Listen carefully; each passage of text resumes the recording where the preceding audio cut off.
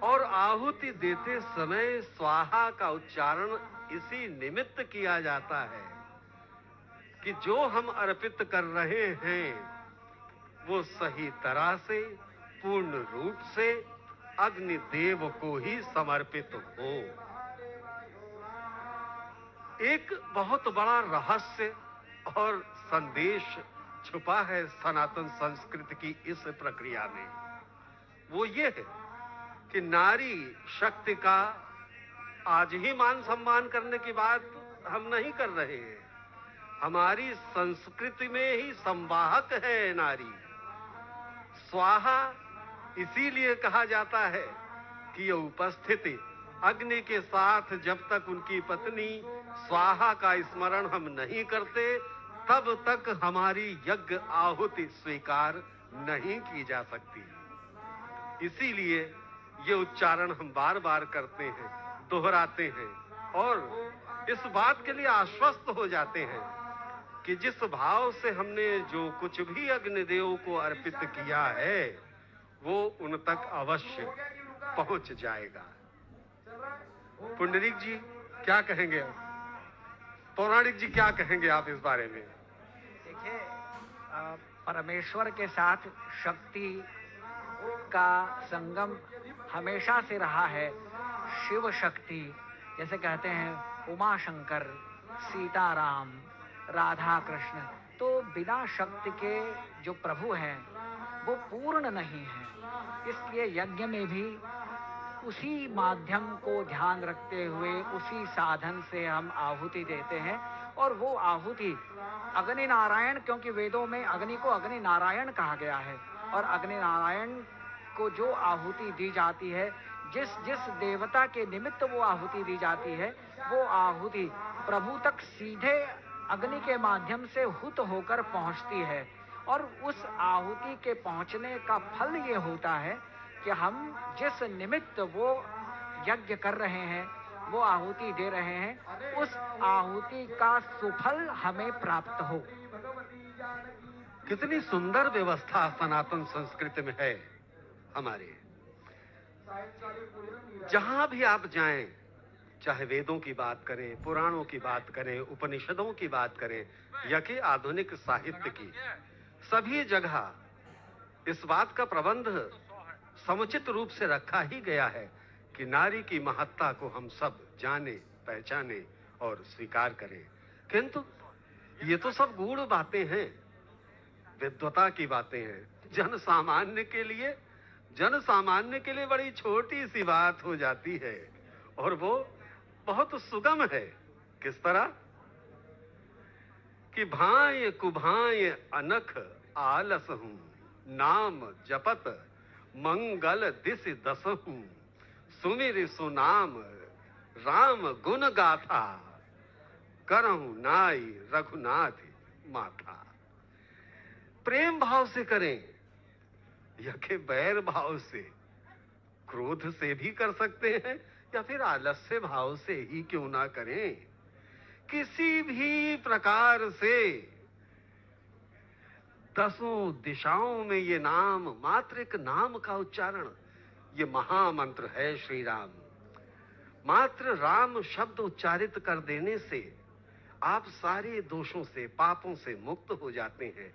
ऐसा मंगलकारी, कल्याणकारी ये शब्द है राम। भूषण ज्वेलर्स, अनमोल रिश्तों के लिए।